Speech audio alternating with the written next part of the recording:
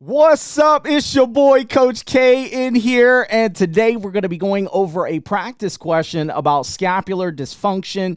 If you are looking for practice questions and the good breakdown just like this, go ahead and like this video right now, subscribe to the channel for more, and let's get it.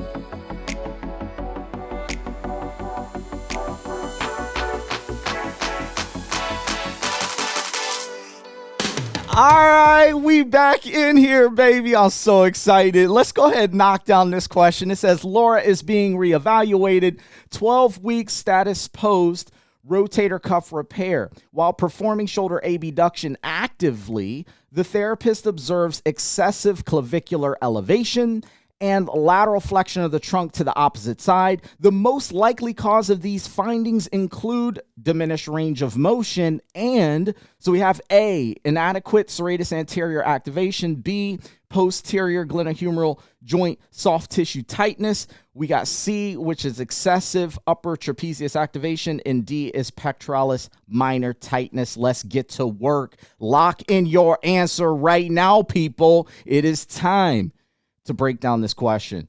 So we see that this patient is 12 weeks status post rotator cuff repair. This is a common condition you need to know for the NPTE.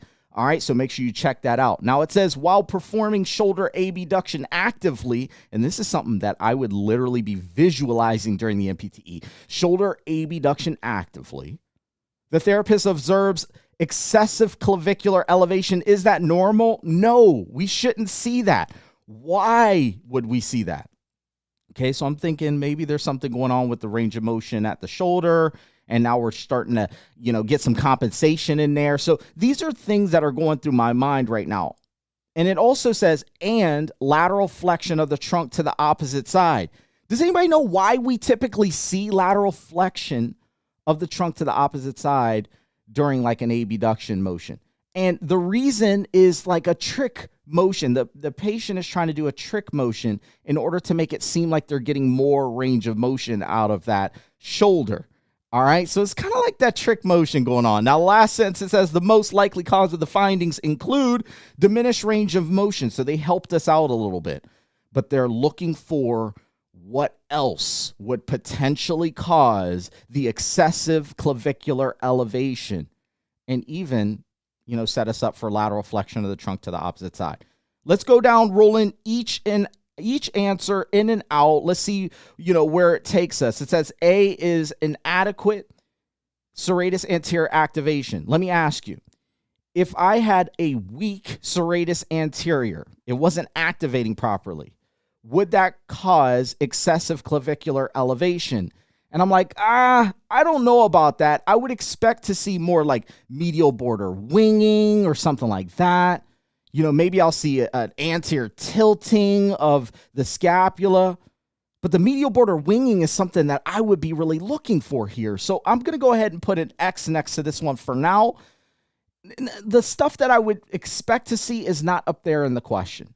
Okay, let me continue forward. Posterior glenohumeral joint, soft tissue tightness. Really, they're talking about the capsule here. All right, like the joint soft tissue tightness, they're talking about the capsule. So if I'm thinking about it, when I do abduction, shoulder abduction, does that have a posterior glide? Does that stress the posterior capsule? The answer to that is no. When I do shoulder abduction, I know the humeral head spins and it glides inferiorly. So this posterior glenohumeral joint soft tissue tightness isn't really going to cause a problem here. Not when we're doing shoulder abduction. Maybe if you said shoulder flexion, that would be different. But shoulder abduction, no. I'm putting X next to that one. Let's take a look at C. C says excess upper trapezius activation. Would I expect to see excessive clavicular elevation with this? This is one thing I saw in the clinic a lot. You do see it in the clinic. If your patients have a rotator cuff repair, right, a lot of the patients will start to have overactivation of their traps, and then you'll start to see their clavicle elevating a lot, just the overall shoulder, right? So this makes a lot of sense to me.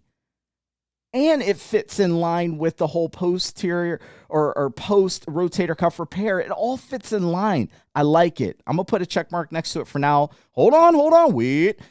Let's take a look at D. D says pectoralis minor tightness. Okay, so I'm thinking about that. I'm like, well, if my pectoralis minor is tight, would I see excessive clavicular elevation? I'm like, no, that's not the main thing I would see. I would see more of like an anterior tilt of the scapula. That's something that you could see. You know, you may see a depressed scapula. That's something that you may see. But excessive clavicular elevation, no, doesn't really make sense here. I'm going to put an X next to it. And guess what? That leaves us with our final answer of what? C, excess upper trapezius activation. Congratulations for those of you who got this one correct. The shoulder and the scapula stuff is a big topic that shows up on practice exams, and I would anticipate the NPTE as well. So you have to understand the movements of the scapula, the muscle actions that create those motions, but then you also need to know, like, hey, if I saw a weak muscle, like what type of, findings would I have? Like if I saw a weak serratus anterior, what observations would I be expecting to find? Those are the types of questions you need to be ready to answer for the NPTE. For those of you who are PT students or new grads and you struggle with things like this, getting down to that final answer with confidence, I invite you over to our private free Facebook group. All right. You can get there by going to www.nptegroup.com. Why do I want you to go there? Because we are dropping fire every single week. I'm in there live giving tips and tricks on how to dominate questions, but also how to dominate the NPTE. All right. www.nptegroup.com. Can't wait to see y'all on the next one. Let's get it.